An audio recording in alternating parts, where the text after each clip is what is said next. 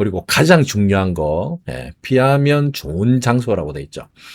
사찰은 가시긴 가시되 그 사찰의 성격을 조금 파악하고 가셔야 된다는 거죠. 첫 번째가 바로 에너지 업그레이드 명당의 길 위에서 우리가 만드는 굿라이프 TV. 네, 안녕하십니까. 풍세에 살고 풍세에 죽는 풍생풍사입니다.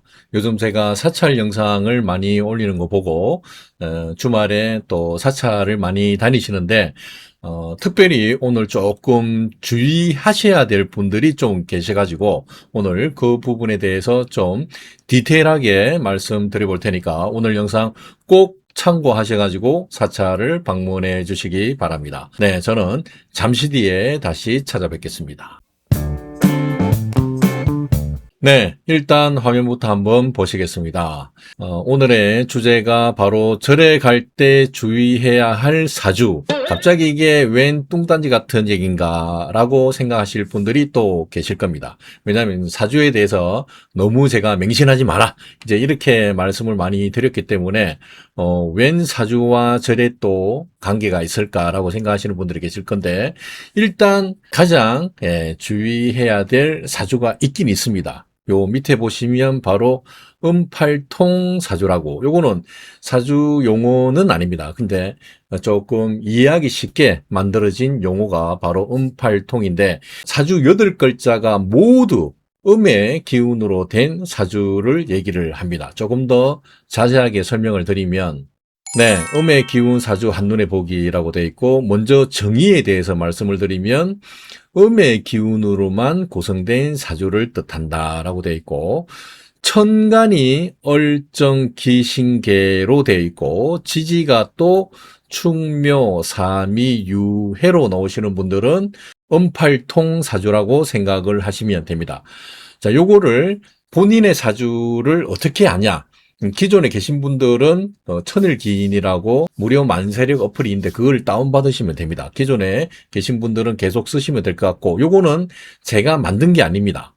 제가 만든 건 아니고 제가 봤을 때 굉장히 보기 쉽게 이렇게 되어 있어 가지고 여러분들한테 추천드리는 거거든요.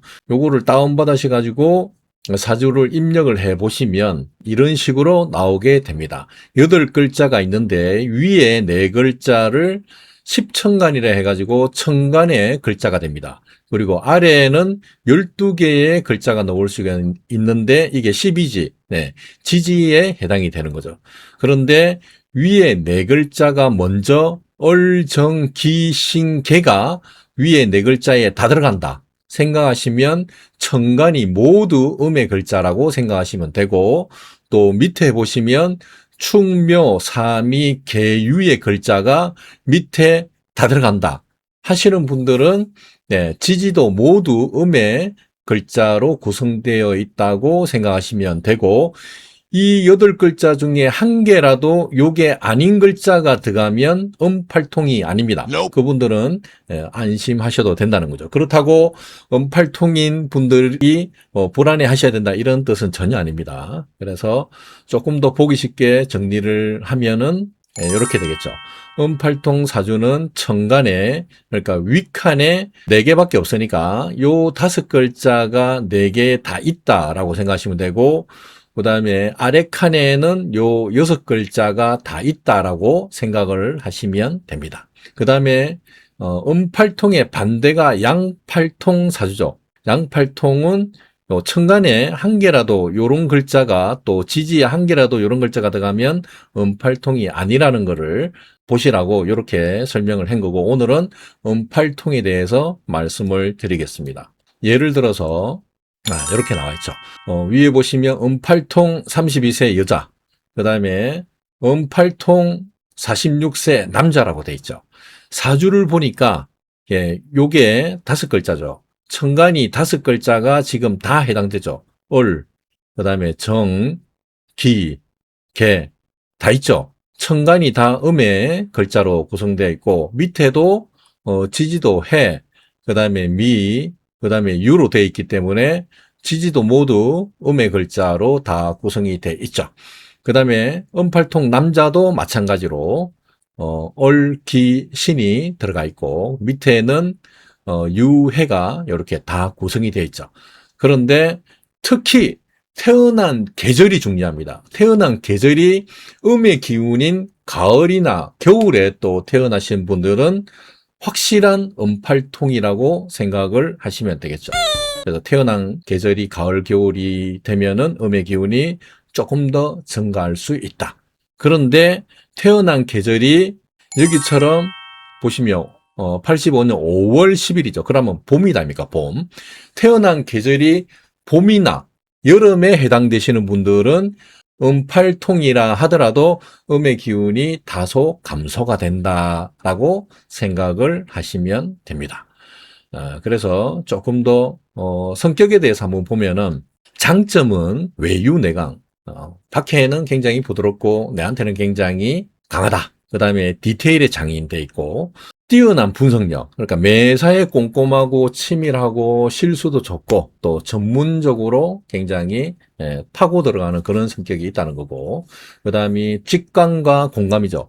타인의 마음을 잘 읽어내고 또 영감이나 직관력이 굉장히 발달되어 계신 분입니다.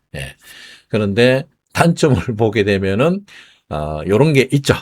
요런 게 있습니다. 단점. 본인들이 더 잘 아시리라 생각이 되고 제가 말씀드리려고 하는 거는 사주를 위한 사주가 아닙니다. 풍수를 위한 사주를 설명드리기 위해서 한 거기 때문에 오늘의 주제는 바로 요게 되겠죠. 음의 기운인 음팔통의 사주를 가지신 분이 피해야 할 장소와 행동에 대해서 제가 정리를 해놓은 게 바로 요겁니다. 첫 번째 핵심 포인트는 음의 기운이 강한 사주는 장소와 분위기의 영향을 크게 받을 수 있다는 거죠. 양이 한 개라도 더 가신 분들은 이런 거에 좀 무덤덤합니다. 무덤덤한데 8개가 전부 음의 기운인 사주를 갖고 계신 분들은 장소의 영향을 굉장히 많이 받을 수 있다는 거죠. 그래서 특히 기운이 무거운 공간 이런 곳에는 오래 머무르지 않는 것이 훨씬 더 좋고 그 다음에 제사나 장례, 묘소, 벌초 이런 관련된 공간에서는 특히 몸이 안 좋을 때는 조금 피하시는 것도 하나의 방법이 될 수가 있습니다. 그리고 가장 중요한 거 피하면 좋은 장소라고 돼 있죠. 사찰은 가시긴 가시되 그 사찰의 성격을 조금 파악하고 가셔야 된다는 거예요. 첫 번째가 바로 천도제를 자주 올리는 사찰이 됩니다. 요런 사찰은 피하시는 게 낫다는 거죠. 그 다음에 산신각. 대웅전에 가시는 건 아무런 상관이 없습니다. 부처님이 계신 대웅전은 양의 기운이기 때문에 가시는 거는 상관이 없는데 특히 산신각. 요런 데 하고 그 다음에 명부전 요런 데는 음의 기운이 조금 있는 곳이거든요. 그래서 요런 데는 좀 안 가시는 게 낫겠다. 그 다음에 묘소죠. 묘소. 특히 이제 왕릉도 마찬가지입니다. 왕릉도 좋은 기운 받으려고 가시는 분들이 이제 일부 계신데 다른 분들은 아무 상관없지만 음팔통인 분들은 조금 자제해야 되겠다라고 말씀드릴 수가 있을 것 같고 그 다음에 장례식장이죠.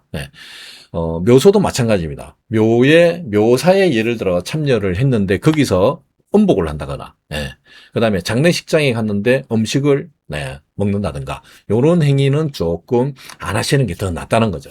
그 다음에 주의해야 할 행동은 그렇게 조금 음의 기운이 가득한 장소, 무거운 기운이 많은 장소는 오래 계시지 않는 게 훨씬 좋을 것 같고 그 다음에 설령 피치 못할 사정으로 그런 장소나 행위를 했을 경우는 충분한 휴식을 취해 주시는 게 훨씬 더 낫습니다. 그리고 제가 매일 아침에 일어나서 소주 개운법 제가 추천해 드렸는데 특히 음팔통인 분들은 소주 개운법은 조금 자제하시는 게 좋을 것 같습니다.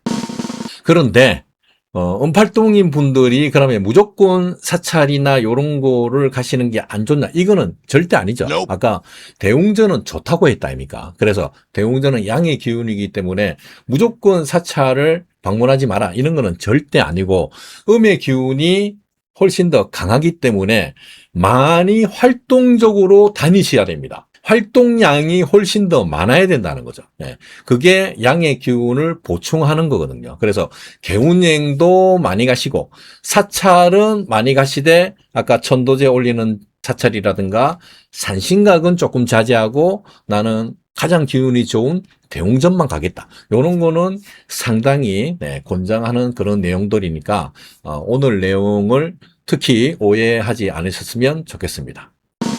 네, 제가 요 근래 사찰 영상을 많이 올리고 있는데 이 타임에서 한 번은 언급해야 될 것 같아서 오늘 영상을 준비했습니다. 오늘 영상은 이곳으로 마치고 오늘 영상이 여러분들에게 단 1이라도 도움이 되셨다면 구독과 좋아요, 알람까지 한번 해주십시오. 저는 다음 영상에서 또 찾아뵙겠습니다. 감사합니다.